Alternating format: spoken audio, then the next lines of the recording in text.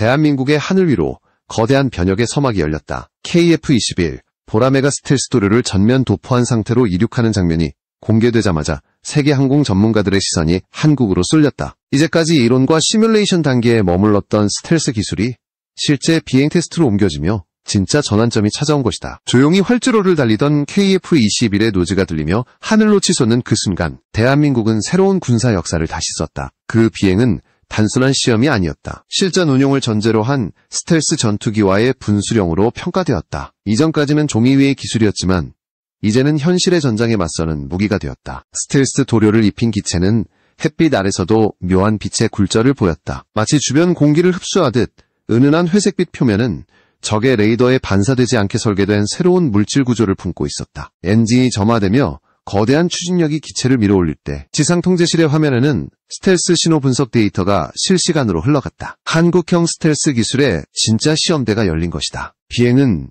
처음부터 끝까지 치밀하게 계획되었다. 랜딩 기어를 내린 채 저고도로 일정 구간을 유지하는 모습이 포착되었고 이는 안전시험이자 동시에 스텔스 성능 검증을 위한 복합 실험이었다. 단 한 번의 실수도 허락되지 않는 비행이었다. 이번 비행은 기존의 시험과는 확연히 달랐다. 단순히 공중체계 점검이 아니라 스텔스 기능, 냉각 효율, 엔진 출력, 그리고 외피 도료의 내구성을 통합적으로 검증하는 단계였다. 이러한 복합 시험은 세계적으로도 상위권 기술 보유국만이 수행할 수 있는 영역이다. 전 세계 항공 전문가들은 입을 모아 말했다. 이제 한국은 진정한 스텔스 전투기 국가 반열에 올랐다. 특히 미국, 일본, 중국, 유럽의 주요 방산 분석가들이 일제히 KF-21의 비행을 집중 보도하며 그 기술적 완성도에 주목했다. 스텔스 시험이라는 단어 하나만으로도 긴장감이 감돌았고 실제 데이터가 공개되자 놀라움은 더 커졌다. 주목할 점은 KF-21의 비행이 단순한 공개 시연이 아니라 실제 전투 상황을 가정한 시나리오로 진행되었다는 것이다. 지상통제센터에서는 적 레이더를 모사한 추적 시스템을 운용하며 스텔스 반사 신호를 실시간으로 측정했다. 한국항공우주산업의 연구진은 이 데이터를 통해 기체 표면의 미세한 굴곡과 전파 흡수율을 분석했고 그 결과는 예상 이상이었다. 외피 도료의 흡수율은 목표치를 초과했고 전자파 산란 패턴도 기존 모형 대비 30% 이상 향상된 것으로 확인되었다. 이 수치는 단순한 기술적 진보가 아니라 방산 역사상 하나의 이정표였다. 기체의 상승 속도와 안정성도 주목을 받았다. KF-21은 F414 엔진 2기를 장착하고 있으며 이 엔진은 안정성과 추력 모두에서 이미 세계적으로 입증된 모델이다. 하지만 한국은 단순히 외산 엔진을 사용하는 수준에서 멈추지 않았다. 독자적인 냉각 시스템과 전자식 제어 장치를 결합하여 기체 통합 효율을 극대화했다. 덕분에 이번 시험에서는 엔진 과열이나 출력 저하가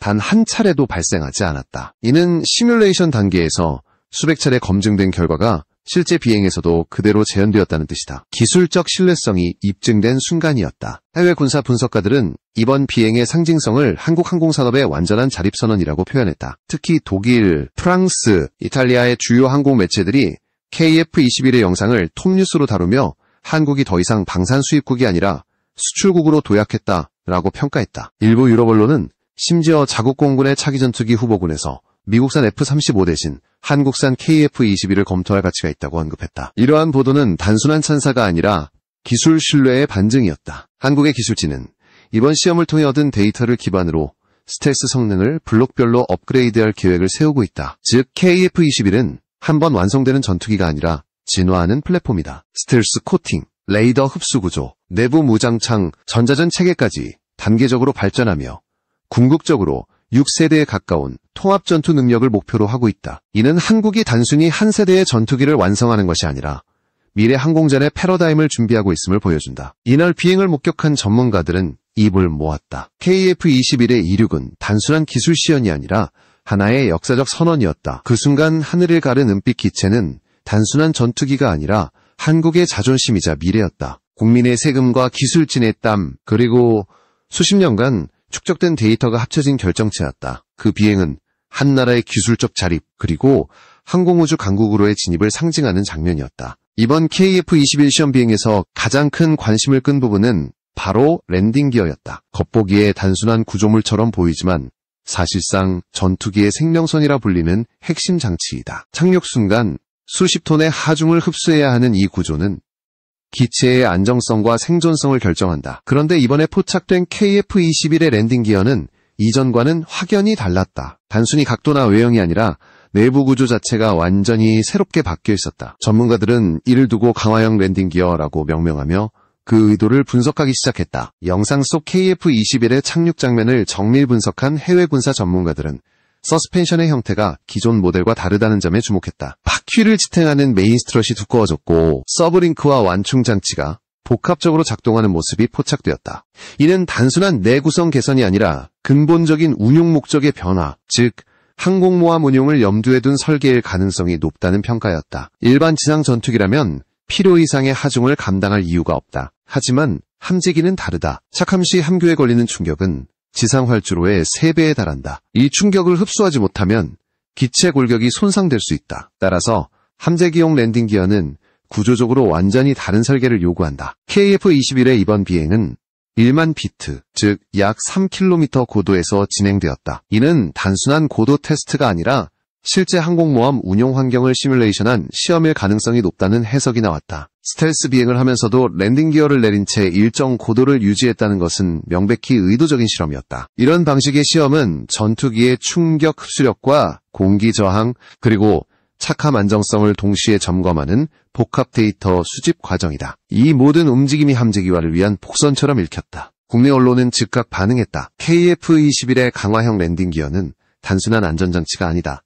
이 문장이 다음날 헤드라인을 장식했다. 이어서 군사 전문 매체들은 한국형 항공모함 프로젝트와 연계된 비밀 실험이 진행 중일 가능성을 제기했다. 실제로 해군과 국방부는 차세대 항공모함 건조를 위한 기술 검토를 병행하고 있으며 그 중심에는 함재기로서의 KF-21이 거론되고 있다. FA-52 경공격기로서 수출 성공을 거둔 것처럼 KF-21이 함재기로 확장된다면 한국 방위산업의 전략적 가치가 완전히 달라질 것이다. 함재기형 KF-21이 현실화되려면 몇 가지 전제 조건이 필요하다. 첫째는 착함 충격을 견디는 랜딩 기어의 강성, 둘째는 짧은 활주로에서의 급상승 능력, 셋째는 염분 환경에 견디는 내식 설계다. 이번 시험에서 강화된 랜딩 기어는 바로 그 첫 단계를 충족한 셈이다. 바다 위의 항모갑판은 언제나 흔들린다. 그 위에 착함하는 전투기는 완벽한 기계적 내구성을 갖추지 않으면 생존할 수 없다. 그래서 함재기는 랜딩 기어뿐 아니라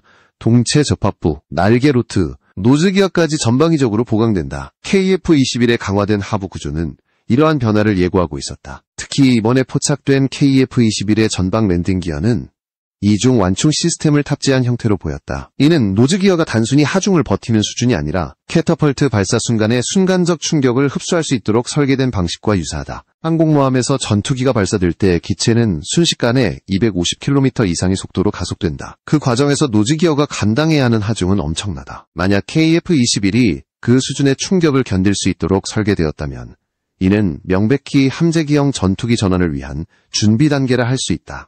일부 해외 매체는 이번 시험 영상을 보고 한국판 F-18의 등장을 예고하는 장면이라 평했다. F-18 슈퍼넷이 함재기로서 미국 해군의 주력 전력이 된 이유는 단순한 기동성이 아니라 강력한 착함 구조와 내구성 덕분이었다. KF-21이 같은 방향으로 진화한다면 한국은 단숨에 해상 공중 전력의 새로운 축을 세우게 된다. 이미 해군은 경항모 사업을 공식화했으며 길이 265m 규모의 함정을 계획 중이다. 활주거리가 짧은 환경에서 운용 가능한 전투기가 필요하다는 점에서 KF-21은 최적의 후보로 거론되고 있다. 그러나 현실적 난관도 존재한다. KF-21은 수직 이착륙 기능이 없는 순수 활주형 전투기다. 따라서 항모의 구조를 개조하거나 기체 자체에 단거리 이착륙 보조 시스템을 추가해야 한다.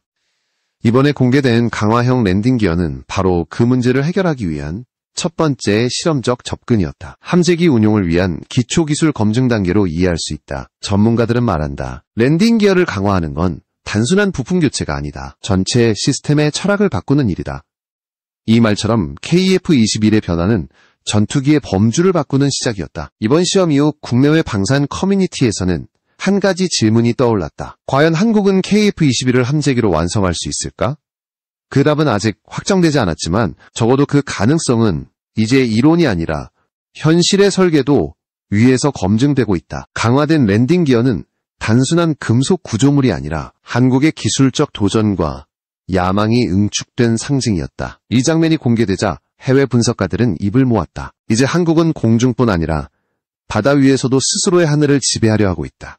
그 말이 결코 과장이 아니었다. 항공모함 운용을 위한 전투기 개량은 단순히 착함 장치를 바꾸는 수준이 아니다. 그것은 전투기의 뼈대를 새로 설계하는 일이며 한 국가의 방위 전략을 근본적으로 바꾸는 작업이다. 이번 KF-21 시험에서 포착된 강화형 랜딩 기어는 그 시작점에 불과하다. 함재기로서의 진화를 위해선 기체 전반의 구조적 보강이 필수적이다. 특히 착함 충격을 견디기 위한 동체 중심부의 보강과 날개 루트 접합부의 강성 확보는 가장 중요한 과제다. 캐터펄트 발사와 어레스팅 훅 착함이라는 극단적인 환경을 버티려면 단단한 골격과 정밀한 하중 분산 설계가 요구된다. 한국형 항공모함 프로젝트와 연계된 이번 개량은 바로 그 복합 구조 강화를 염두에 둔 단계였다. 캐터펄트는 전투기를 순식간에 이륙시켜야 한다. 이 과정에서 노즈기어에는 순식간에 수톤의 압력이 가해진다. 이를 견디지 못하면 기체 전체가 파손될 수 있다.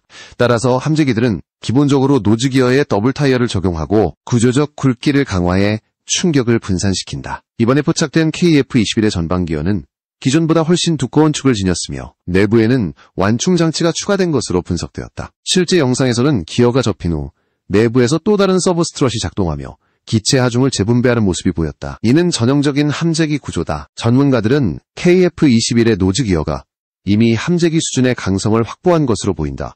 고 평가했다. 그러나 단지 랜딩 기어만으로는 충분하지 않다. 착함 순간의 충격은 기체 하부뿐 아니라 날개, 꼬리, 그리고 조종석에까지 전해진다. 이 충격을 흡수하지 못하면 구조 피로가 누적되고 결국 균열로 이어진다. 그래서 함재기들은 기체 전체에 탄성 구조를 도입한다. 즉, 강하면서도 유연해야 한다. 금속 합금의 구성 비율을 바꾸고 고온에서도 변형이 적은 복합 소재를 사용해 구조적 여유를 확보하는 방식이다. 한국은 이미 KF-21 기본형에서 탄소 복합 소재 비율을 65%까지 높였다. 이는 유럽의 유로파이터나 프랑스의 라팔보다 높은 수치다. 그만큼 기체 전체의 구조 안정성을 확보했다는 뜻이다. 이러한 기반이 있었기에 함재기형 개량도 가능한 것이다. 해상 운용 환경에서 또 하나의 핵심은 부식 저항성이다. 바다의 염분과 습도는 항공기의 금속 부품을 빠르게 부식시킨다. 미국 해군의 함재기들은 이 문제를 해결하기 위해 특수한 내식 코팅을 입히고 부품 간격을 밀봉하는 구조를 채택한다. 한국의 연구진 역시 이와 같은 환경 변수를 고려해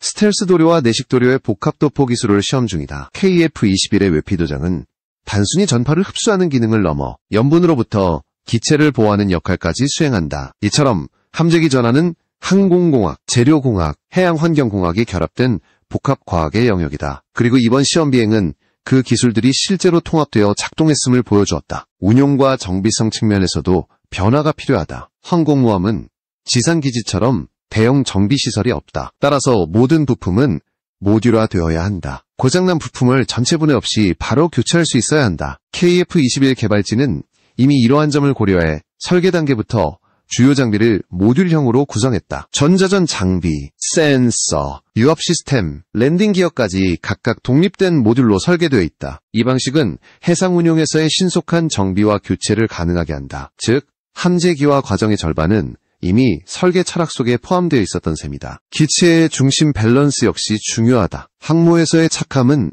지상보다 훨씬 가파르다. 착륙각이 크면 기체 후방에 강한 충격이 가해지며 어레스팅 훅이 갑판의 와이어를 잡아당길 때 순간적인 역하중이 발생한다. KF-21의 후방 구조는 이미 이 하중을 분산시키는 강철 복합 리브 구조를 채택하고 있으며 여기에 추가적인 보강이 이루어진다면 충분히 함재기 수준의 내구성을 확보할 수 있다. 엔진 마운트와 동체 중앙부의 연결부 또한 이중 격벽 구조로 설계되어 있어 착함 충격이 엔진에 직접 전달되지 않도록 설계되어 있다. 이러한 구조적 여유는 함재기 개량의 토대가 된다. 전문가들은 KF-21의 함재기형 개발이 단순히 가능하다의 차원을 넘어 이미 시작되었다는 표현을 쓴다. 국방과학연구소와 한국항공우주산업은 함재기 탑재를 위한 착함 시뮬레이션 연구를 병행하고 있으며 관련 자료 일부는 이미 특허로 공개되었다. 공개된 설계에는 어레스팅 훅의 장착 위치, 랜딩 기어 하중 분산 구조, 그리고 함상 이착륙 데이터가 포함되어 있었다. 이는 실험실 연구가 아니라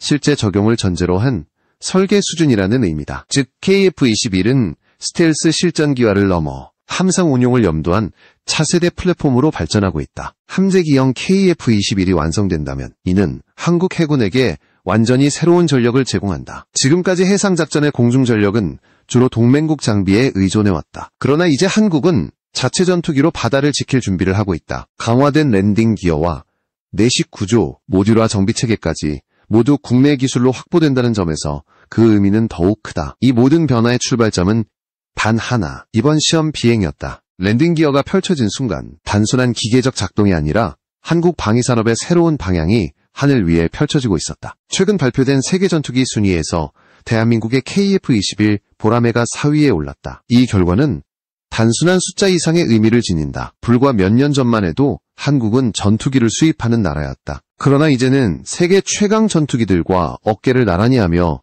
기술로 평가받는 시대가 열린 것이다. 항공 전문 매체 항공에이즈는 KF-21을 4.5세대와 5세대의 경계를 넘나드는 하이브리드 전투기라고 정의했다. 이 표현은 곧 한국 기술의 독자적 위치를 상징한다. 아직 완성되지 않은 스텔스 체계 속에서도 KF-21은 이미 세계 시장의 중심으로 올라섰다. 이번 평가에서 에이지는 속도, 기동성, 센서 융합, 스텔스 성능, 전자전 대응력, 운용 확장성 등 현대 공중전의 핵심 요소를 종합적으로 고려했다. 상위권에는 미국의 F-35와 F-22, 중국의 젠-20, 러시아의 수호이 57위 자리했다. 이들 기체는 수십 년간 누적된 기술력과 예산이 만들어낸 산물이다. 그런데 그 바로 아래에 한국의 KF-21이 이름을 올린 것이다. 이는 단순히 새로운 전투기 한 대의 성공이 아니라 한국이 축적한 설계 역량과 시스템 통합 능력이 세계 최고 수준에 도달했음을 증명하는 결과였다. 한국의 기술진이 보여준 끈기와 실험 정신이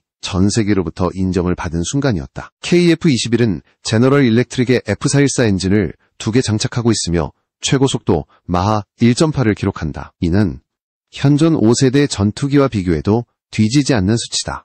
하지만 진정한 강점은 속도보다 통합 전투 능력이 있다. 기체 내부에 한국형 A4 레이더와 전자전 시스템이 완전 통합되어 있으며 공대공 미사일과 공대지 미사일을 동시에 운용할 수 있는 다중 전투 체계를 갖췄다. 또한 향후 공중급유 시스템, 무인기 연동 작전 기능까지 확장될 예정으로 알려져 있다. 이런 구조는 단순히 현세대 전투기의 성능을 넘어 미래 전장의 패러다임을 염두한 설계다. 한국형 전투기가 이제 현재뿐 아니라 미래를 겨냥하고 있는 것이다. 특히 이번 순위에서 주목받은 부분은 가격 대비 성능비였다. KF-21은 동급 기체 대비 유지비가 절반 이하로 추산된다. F-35의 경우 한 대당 가격이 500억 원을 넘지만 KF-21은 그 절반 수준이다. 게다가 정비 효율과 부품 교체 용이성까지 고려하면 실질적 운용비는 더욱 낮다. 이 점은 세계 각국 공군이 주목하는 부분이다. 이미 인도네시아, 폴란드, 필리핀 등이 KF-21 도입을 검토 중이다. 한국형 전투기가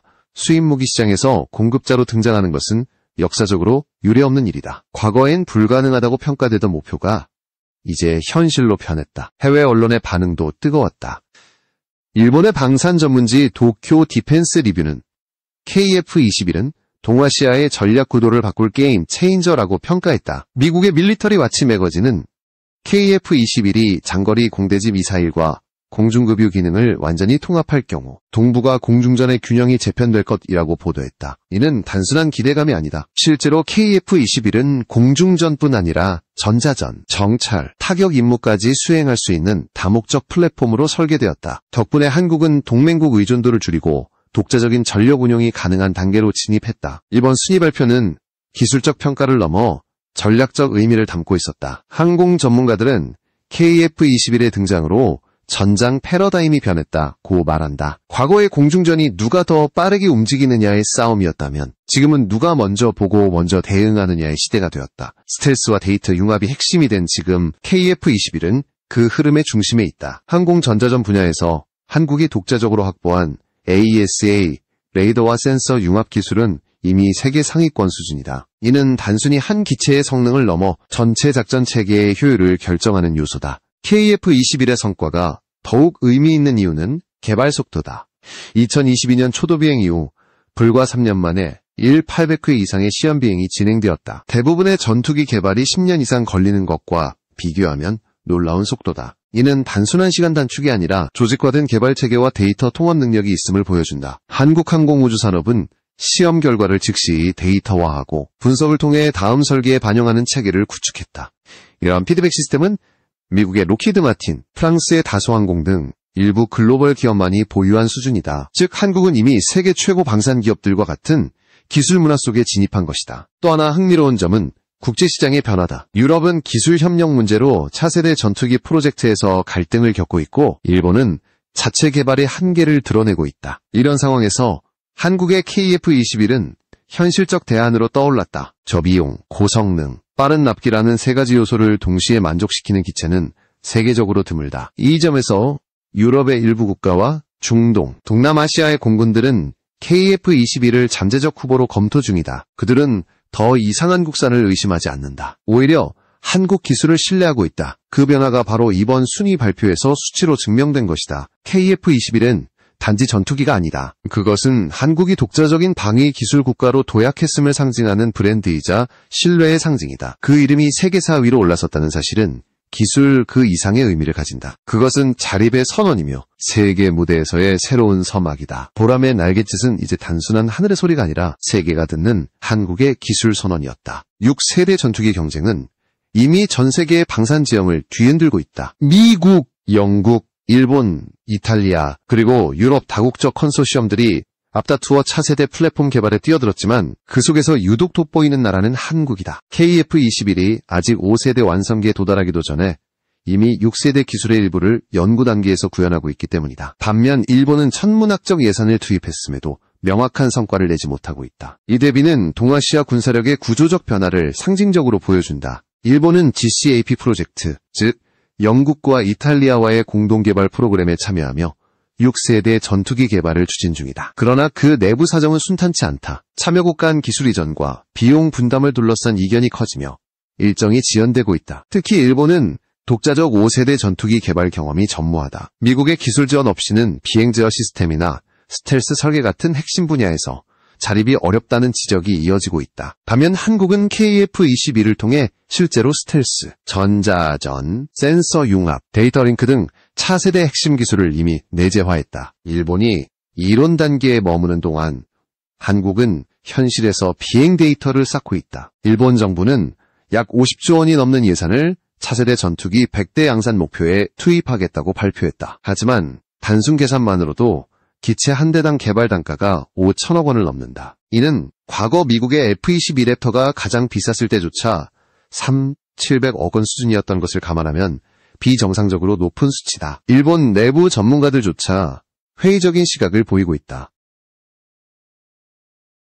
그들은 예산은 천문학적이지만 기술은 미국의 의존에서 벗어나지 못했다라고 지적한다. 반면 한국은 상대적으로 적은 예산으로 실질적인 비행 시제기를 완성했고 2026년 실전 배치를 같은 시기, 같은 목표지만 완전히 다른 결과를 보여주는 셈이다. 일본이 겪는 문제의 근본은 폐쇄적인 방산 구조에 있다. 외국 기술 의존과 제한된 수출 시장, 복잡한 라이선스 체계가 산업의 발목을 잡고 있다. 게다가 방산 산업 전반이 민간 기업의 이익 중심으로 운영되다 보니 국가 전략과의 일체성이 부족하다. 반면 한국은 방산, 학계, 군이 유기적으로 협력하는 체계를 구축했다. 국방과학연구소와 항공우주산업 그리고 민간연구소가 하나의 네트워크 안에서 데이터를 공유하며 개발을 진행한다. 이 협업구조는 기술의 속도와 완성도를 동시에 높이는 원동력이 되고 있다. 즉, 한국은 시스템이 산업을 이끌고 일본은 산업이 시스템을 묶어두는 구조인 것이다. 기술 측면에서도 차이가 명확하다. 일본의 F3 프로젝트는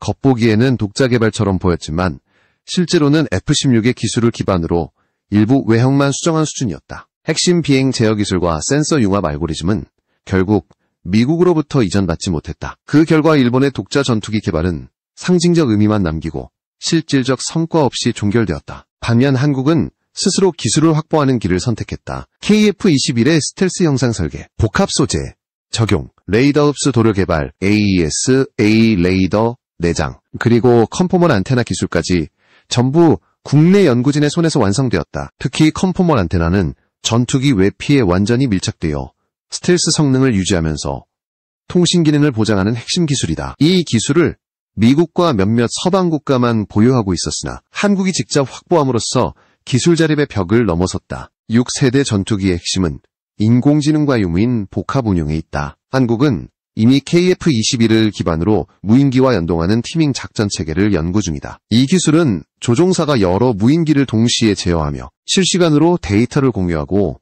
공격 목표를 분담하는 방식이다. 일본은 아직 2단계에 도달하지 못했다. GCAP 프로젝트 문서에서도 유무인 협업 시스템 은밀의 기술 항목으로 분류되어 있다. 반면 한국은 현실의 테스트베드 위에서 시뮬레이션과 실험을 병행하며 기술을 구체화하고 있다. 이러한 차이가 쌓이면 결국 격차로 이어진다. 예산 운용에서도 한국의 접근은 효율적이다. 한국은 개발 단가를 줄이기 위해 블록별 업그레이드 전략을 택했다. 기본형 KF-21 블록 1이 완성되면 이후 스텔스 향상형과 무장 확장형을 순차적으로 개발해 나간다. 이는 단번에 완성형을 만들겠다는 일본의 방식과 달리 현실적인 단계적 발전 모델이다. 이렇게 하면 초기 비용을 줄이면서도 지속적인 기술 축적이 가능하다. 실제로 이 방식은 F-16, F-18의 발전 과정에서도 입증된 효율적인 모델이다. 한국이 이를 자국 실정에 맞게 최적화했다는 점은 전략적 통찰을 보여준다. 또 하나의 차이는 기술 공개와 협력의 태도다. 일본은 여전히 폐쇄적인 시스템을 고수하며 해외 파트너와의 기술 공유에 소극적이다. 반면 한국은 오히려 적극적으로 기술 교류를 추진하고 있다. 국제 에어쇼와 방산 전시회에서 KF-21은 단순히 완제품이 아니라 기술 협력의 플랫폼으로 소개된다. 이 개방적 태도는 세계 시장에서 한국의 신뢰도를 높이고 결과적으로 한국은 독립성과 협력성을 동시에 확보한 셈이다. 이 모든 요소가 합쳐져 지금의 차이를 만들었다. 일본이 여전히 미래의 가능성을 이야기하는 동안 한국은 현재의 성취를 증명하고 있다. KF-21은 이미 비행 중이며 스텔스 성능을 검증하고 함재기 전환을 모색하고 있다. 반면 일본의 6세대 전투기는 아직 설계도 위에서 논의 중이다. 기술의 속도와 실체, 이 두 가지 모두에서 한국이 한 발 앞서 있다. 결국 이 차이는 단순한 기계의 비교가 아니라 국가의 전략적 사고와 시스템의 효율성에서 비롯된 것이다. 동아시아 하늘 위에서 두 나라의 방향은 이제 완전히 갈라지고 있다. 한국은 실전으로 나아가고 있고 일본은 여전히 미래를 계산하고 있다. 그리고 그 차이는 세대가 바뀔수록 더욱 커질 것이다. 한국 방위산업의 미래는 이제 단순한 기술 경쟁을 넘어 국가 전략의 핵심 축으로 자리 잡았다. KF-21 보라매는 그 상징적인 존재다. 이 전투기는 단순히 하나의 무기가 아니라 한국이 스스로의 힘으로 미래를 설계할 수 있다는 증거다. 지금까지 한국은 수입 의존형 방위 체계에서 탈피해 독자 개발의 길을 걸어왔다. 그 결실이 바로 KF-21이다. 스텔스 기술, 전자전 시스템, 복합 소재 구조, 그리고 자체 개발 항공기 엔진에 이르기까지 모든 분야에서 자립화가 이루어지고 있다. 기술은 더 이상 빌려오는 것이 아니라 만들어내는 단계로 진입했다. 현재 국방과학연구소와 한국항공우주산업은 KF-21을 중심으로 미래형 전투체계를 구축 중이다. 그 핵심은 유무인 복합작전 체계와 인공지능 기반 전술 지원 시스템이다. 조종사는 단순히 기체를 조종하는 존재가 아니라 전장 전체를 통제하는 지휘자가 된다. 무인기와의 실시간 데이터 연동, 자동 표적 식별, 전자전 대응 알고리즘이 모두 통합되어 작동하는 구조다. 이런 시스템이 완성되면